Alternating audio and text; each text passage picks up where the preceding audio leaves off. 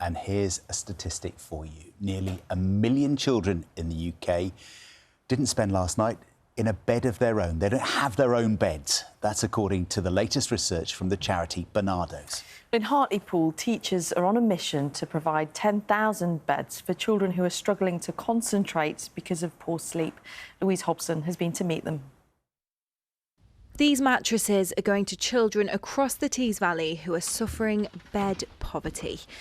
High Tunstall head teacher Mark Tilling has teamed up with Leeds-based charity Zarach to buy 10,000 beds for youngsters who are turning up to school exhausted and sleep deprived. The idea is that if for any reason a child's not got a bed, we want to provide it. And it could be the bed's broken, it needs replaced, and they just haven't got the finances at the time. It could be that they've fled from domestic violence, it could be they've moved into the area and they haven't got any furniture. We just want to help our young people to make sure they can sleep, because good sleep leads to good learning. They're not second-hand, they are brand new. They come with a duvet, the duvet cover, all the bedding, it comes with pyjama sets, and it comes with the hygiene kit. A number of other schools in the town have got involved in the campaign and know the impact of sleep deprivation on pupils. David Turner is the head teacher at Rift House Primary School. We know families who, are living in bed poverty. We know that children are coming to school, tired. We have families where their circumstances can change overnight. And obviously we want our children to be in the best place possible for the learning. Children do come into school very tired. Obviously, if we see that, we'll support that. If a child needs a little bit of sleep now and again, it's quite rare. But if they do, of course, we would allow that to happen. Mark is hoping to reach the 10,000 bed target in the next 3 years. He told me the impact that bed poverty is having on young people and their futures.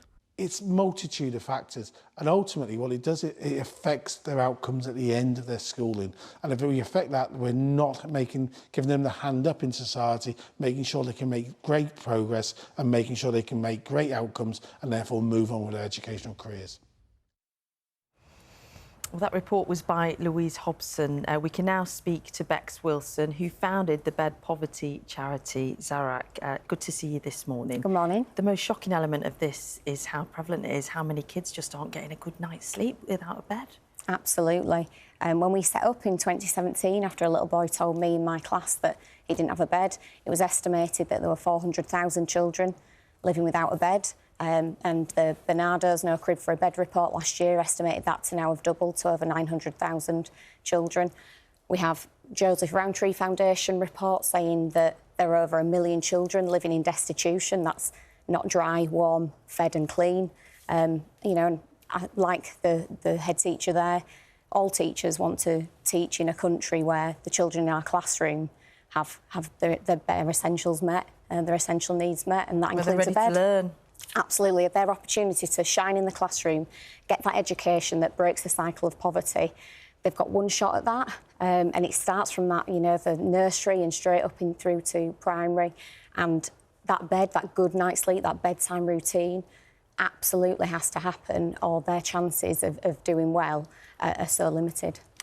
Obviously, we don't want names and betray any confidences, but maybe just share with us some of the stories that stay with you, some of the stories you hear about what kids are going through. I think there are some that stick with me in terms of what I walked into. Children sleeping on cushions in a bath, children sleeping in a bath. Yeah, a 14-year-old who'd been on a beanbag for 6 months. Some really difficult, hard situations with desperate parents to do better for their children, but caught in circumstances and crisis that just mean it's beyond their control. But then seeing the difference that a bed can make. We always say it's more than a bed because it brings about routine, a place of safety, somewhere for growing bones to grow. It means a lot to a family, and we've just delivered our 9,000th bed as an organisation, and that's 9,000 children, 9,000 families that are better off, but the numbers out there are so big and so much more is needed. And I'm guessing the families that you come across, there won't be a typical one. We know the extent of poverty at the moment, a family sometimes where one or both parents are working. Absolutely, we see lots of working families, and that's only on the increase that come and need our support. And if you're struggling to put food on the table, that we know lots of families are, working families are, if a bed breaks or you've got mouldy bedding or whatever might have occurred, there's just not the money and the funds to be able to replace that. So we work with lots of different families, lots of different demographics, and bed poverty is something that could happen to any of us. It's, you know, we've seen that in local times, how life can change so quickly. I think we spoke to you a while ago when you were first setting it up. You've become a mum since then. You've got a baby yourself now. I just wonder, you set this up as a teacher, now as a parent. How does that change the way you view what these kids are going through? I have a newfound respect for all parents and for sleep.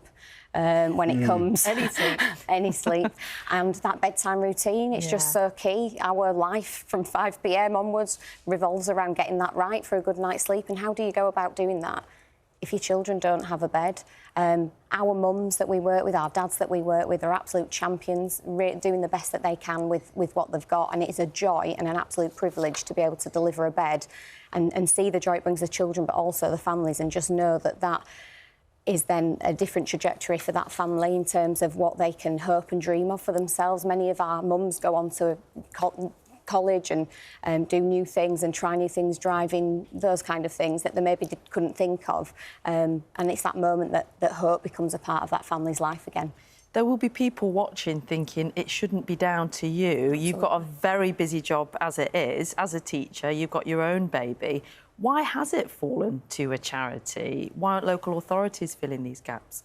I think I've been the right person at the right time in terms of having a dad who had a van, living near Dewsbury, that made lots of beds. So it just sort of fell together. And, you know, the little boy in my class being really clear with me about not having a bed and the effect that it had on him. But we've got big idea. We deliver 9,000 beds. We've got big ideas of how we can do better as a country, and we would love to link up with central government around how we can move things forward. We've learnt lots of lessons of what not to do when delivering beds. But we've learned a lot about how it can be done well. There's a real thirst in the bed industry to get involved and to support us. We've managed to keep the cost down still to £150 per bed bundle. It includes the bed, the bedding and all the other items. We've only been able to do that because of support from the bed industry. But if central government could step in and help, you know, beyond the influence that I have and Zarach has, to be able to formalise that partnership and galvanise the bed industry, we would love to be able to talk to anybody that thinks that they could do that. And we really do think, you know, we're here, we don't want to exist. We're here our mission is to end child bed poverty, and we need some big partners to step up for us to do that. Bex, how are you managing this at the moment? I mean, you're talking about you've got the baby, you've got your job, you're doing school trips today, you're running a chat. I mean, how is this just on a personal level?